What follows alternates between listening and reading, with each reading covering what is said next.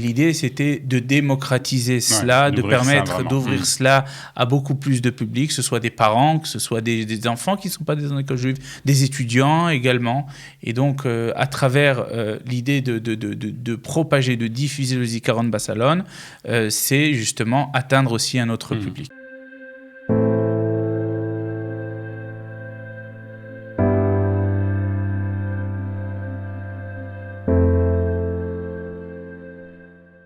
En ce jour de Yom HaShoah, nous sommes très heureux de recevoir Aryeh Abitbol. Aryeh, bonjour. Bonjour. Directeur de l'Agence juive à Paris, et qui est de passage ici, à Jérusalem. Et nous allons parler d'une série d'événements qui vont se passer, qui se passent aujourd'hui et pendant cette période de Yom HaShoah, Zikaron Bassalon. Alors on connaît bien entendu ce terme et ce processus ici en Israël de Zikaron Bassalon. Peut-être le rappeler en deux mots ? Oui, tout à fait.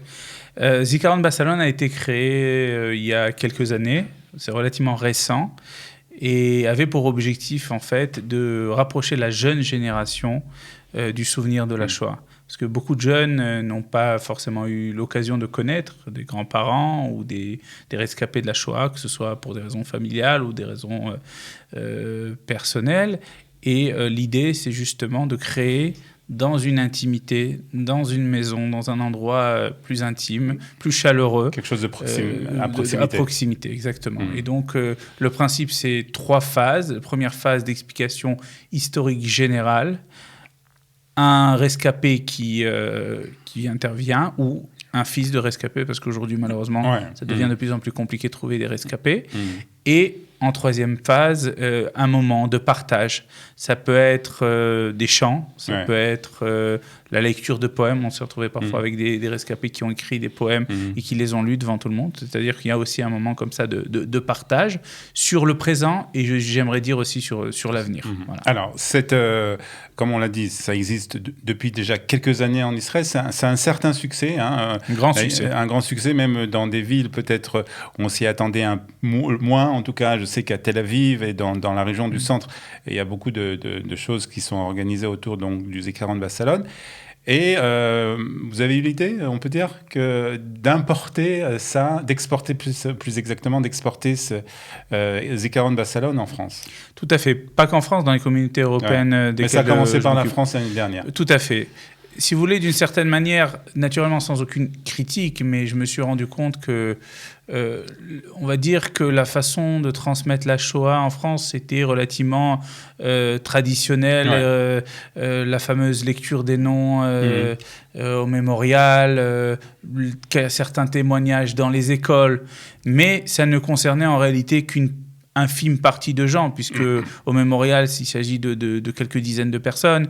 Dans les écoles, c'est uniquement les élèves des écoles juives qui ont le droit.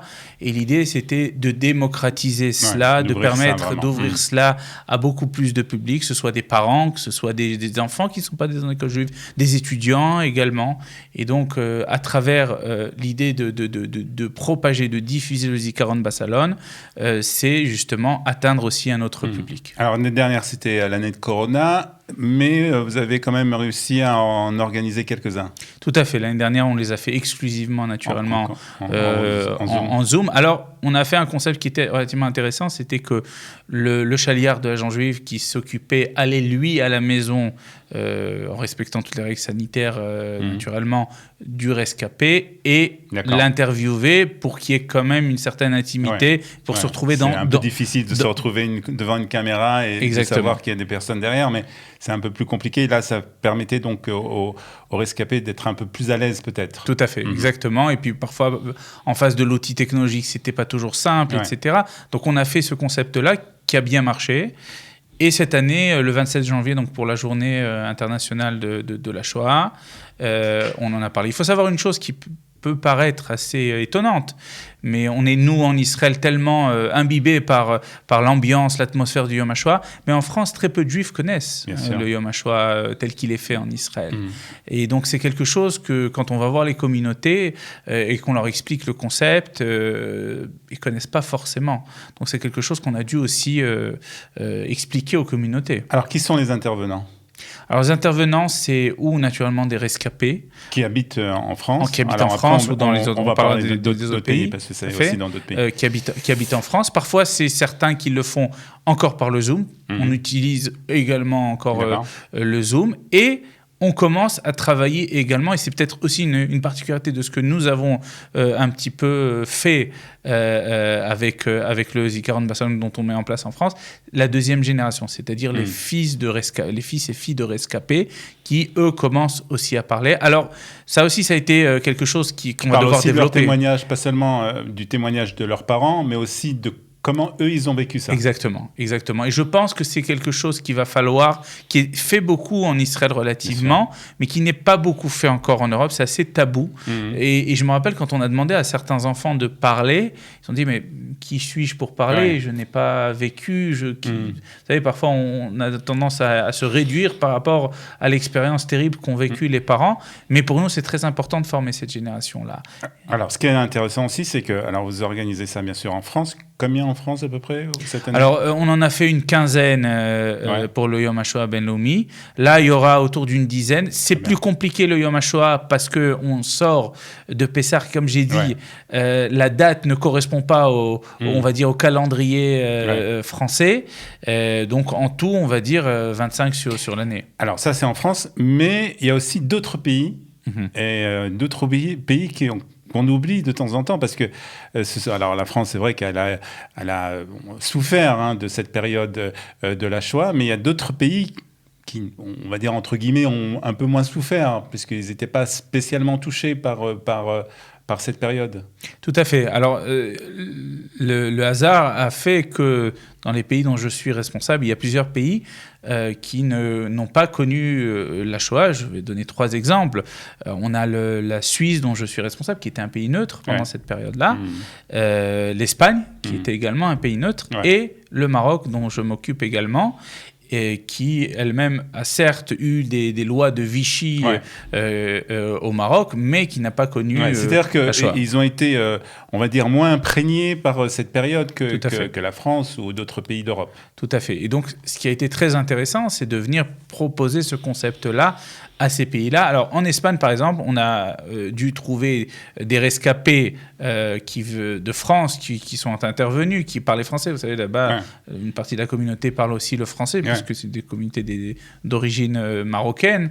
Et donc, on l'a fait en français. Mais également, on a retrouvé une rescapée qui a émigré en Espagne et qui a fait aussi en espagnol, qui vivait en Amérique du Sud, etc. Donc, c'est plus compliqué, on va dire, de mettre ça en place, parce que forcément, il y a moins de rescapés. Mais l'intérêt était extrêmement grand. C'est-à-dire, les gens ont voulu écouter. C'est-à-dire que les gens, peut-être, connaissent moins cette période de l'histoire.